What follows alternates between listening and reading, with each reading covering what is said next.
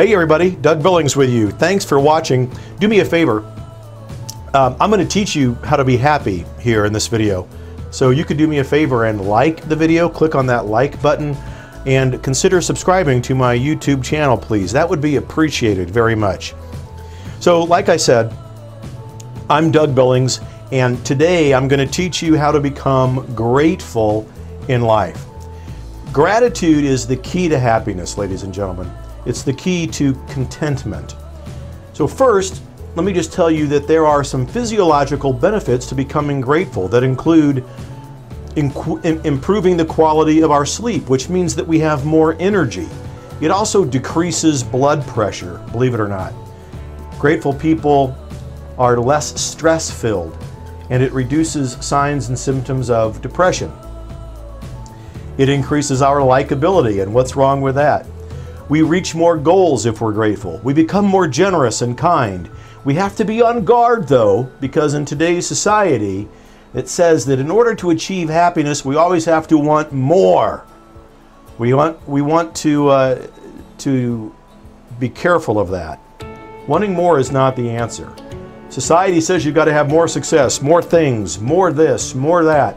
But the thing is that when people reach that definition of more, or they have this thing called more, they're never satisfied.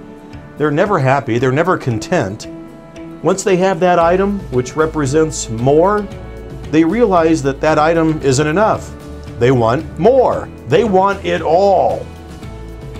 My friends, the secret to having it all is to realize that you already do. You already have everything that you need to discover wonder, joy, and meaning in this life.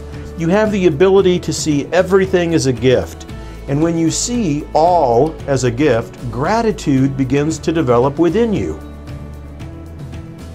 Think of this. There is not one single ungrateful person living on this planet who is happy. Not one. No one can be happy if they're not grateful. And what's the leading cause of not being able to become grateful? Usually it's victimhood. The world and your woes are someone else's fault. Or you think that your problems are because that you're a minority, you're a woman, you're disabled, you have a disability, or someone else got your job, you got laid off, or because you didn't get the promotion at work, or because you weren't given a fair chance, or because you can't control your destiny. Ingratitude is the genesis of anger. And there's a real dangerous development happening in the world right now. People all over the world are becoming less grateful. And that's in part due to the fact that we've raised the generation of people who are now adults, we call them millennials, who have become dependent upon or have some sort of an expectation of entitlements and benefits for which they don't have to work. Politicians who promise free stuff are creating a toxic and dangerous work ethic and creating, quite frankly, a dangerous world, because they're replacing the rewards of hard work and dedication with free stuff, free entitlements. It's incredibly dangerous, because the more free stuff people get, or the more things that people are given without earning them, the more ungrateful they become. They falsely believe that they have a right to these things. And when they're told that they don't, or they have to work for them or earn them, anger begins to develop within them. Ungrateful people are never happy about anything, and they are always angry about something. They're incapable of living in a world that makes them work or earn things. They can't handle adversity or challenges or loss. This was played out perfectly in the last general election in the United States for president. We had thousands of people, probably millions of people, who were raised in the everybody gets a trophy generation, and they had a complete meltdown when their candidate didn't win the presidency. This is not a Republican and Democratic thing. There would have been plenty of people on the Republican side who would have also had a meltdown. But these people marched and they vandalized property, and they spewed forth amazingly hateful rhetoric, all the while acting like spoiled, entitled, ungrateful citizens. Here's a nugget of truth for you. If a person is spoiled and feels entitled, that person will not be happy. That person runs the risk of succumbing to depression. That person has a higher risk of committing suicide. So how do we become grateful? The answer is, we see everything as a gift. Everything. Life, death, disability, disadvantages, triumphs, losses, sad times, happy times.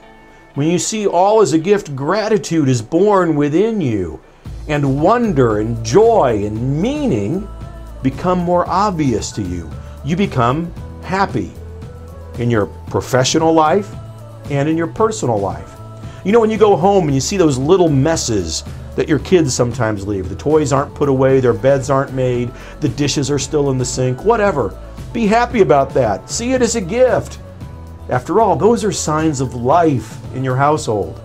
Every chore that you have to do, whether it's cooking dinner, doing the laundry, making the bed, mowing the lawn, fixing something at the house, see it all as a gift. These are the things that I call your vocation. They're all part of your vocation in life. So approach them with a sense of sacred duty, almost with holiness, and see them as a gift. When you're at work, I think your HR leaders and your senior leadership team should consider the gratitude effect, especially when they're creating policies and such. Will this policy increase or decrease the gratitude of our employees? Because once gratitude takes hold in a workforce, a world-class organization isn't far behind. Once we have gratitude, we become happier people, because suddenly we realize that things like anxiety, fear, depression, guilt, ego, jealousy, paranoia, whatever, they don't exist. Those things simply don't exist in the world as it's created. The only way that those things get into the world is by the way that we think. Grateful people see the world as full of wonder, joy, and meaning. And happiness and success at work and at home always follow. Always follow. Words are important. Happiness at work and at home will always follow if you're grateful. Believe it.